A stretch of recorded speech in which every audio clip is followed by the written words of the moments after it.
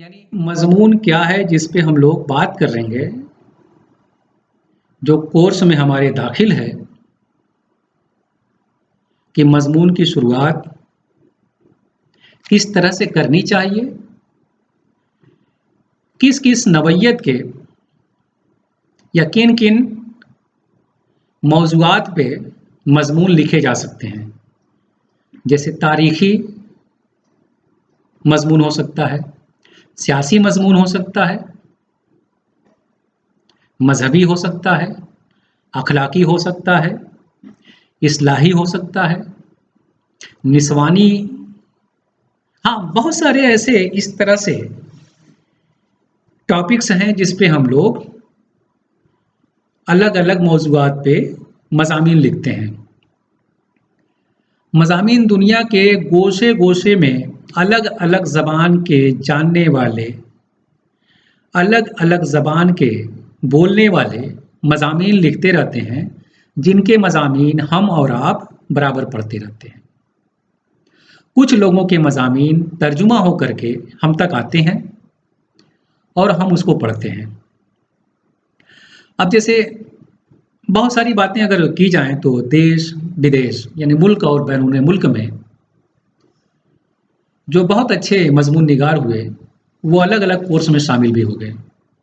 चाहे वो अंग्रेज़ी के हों, अरबी के हों, फ्रेंच के हों। तो ये सब सारी चीज़ें हैं। अब जैसे मज़मून निगारी में हम लोग सर सैयद को ले सकते हैं, अल्लामा इकबाल को भी ले सकते हैं, महात्मा गांधी को ले सकते हैं, इंदिरा गांधी को ले सकते हैं, जवाहरलाल नेहरू को ले सकते हैं, अबुल कलाम आज़ाद को ले सकते हैं, भीमराव अंबेडकर को भी ले सकते हैं। तो ये ऐसे बड़े लोग हैं, इनकी शख्सियत बहुत बड़ी है कि जिन्होंने कुछ लिखा तो उसका नुक्ते नज़र क्या है, वो क्या एक पैगाम देना चाहते हैं, क्या एक मैसेज देना चाहते हैं समाज को। इसलिए इन लोगों के मज़ामीन बहुत अहमियत रखते हैं। आप लोगों को जो क्लास में, चाहे वो आप हाई स्कूल में रहे हों या इंटर में रहे हों या मुंशी में, कहीं न कहीं एक मज़मून लिखने के लिए आपको दिया जाता है, ताकि आपकी ज़हनी सलाहियत या ज़हनी सतह को परखा जा सके। आप किस तरह की ज़बान इस्तेमाल कर रहे हैं, यानी आपका उसलूब बयान किस तरह का है, उस मज़मून में आप कितनी तारीख़ी चीज़ें पेश करते हैं या हवाले देते हैं, जिसको हम लोग डेटा भी कह सकते हैं कि किस तरह से डेटा, जितना ज़्यादा डेटा मज़मून में दिया जाए, जिस तरह का मज़मून होगा, यानी हवाला दिया जाए या डेटा दिया जाए, तो वो मज़मून उतनी ज़्यादा अपनी अहमियत और अफादियत रखता है। तो इसलिए बड़े-बड़े जो लोग गुज़रे हैं, उन्होंने जो मज़ामीन लिखे हैं, उन मज़ामीन की नवैयत अगर नुक्ते नज़र के देखा जाए, नुक्ते नज़र के हवाले से देखा जाए कि उनके सोचने का नज़रिया क्या है, तो बहुत दूर तक मायने रखता है। जैसे एक मज़मून हम लोगों ने बहुत कुछ पढ़ा गांधी जी का, हाई स्कूल की किताब में या कोर्स में वो शामिल है। आप लोग भी चाहें तो उसको पढ़ सकते हैं।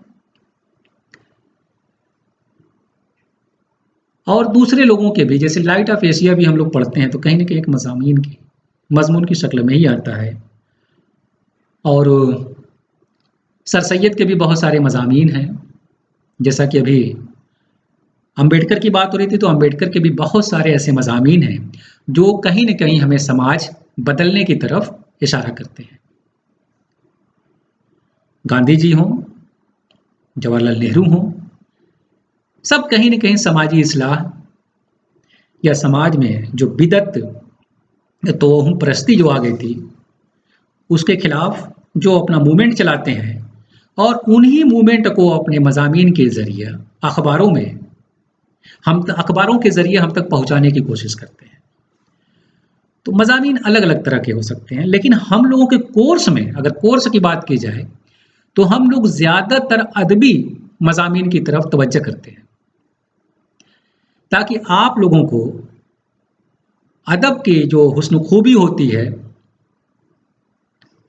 जो अदब में लताफ़त और चाशनी होती है, उसको सिखाया जाए, उसको बताया जाए, कि किस तरह से आप लोग भी मज़मून नवीसी में नाम पैदा कर सकते हैं, अपने मज़मून को और बेहतर से बेहतर बना सकते हैं। तो ये सब सारी बातें इसमें आपको बताई जाती हैं। अगले क्लास में फिर हम लोग इसी मज़मून नवीसी पे बात करेंगे।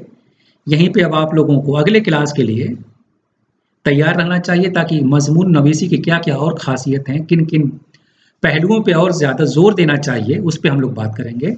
ठीक, खुदा हाफ़िज़।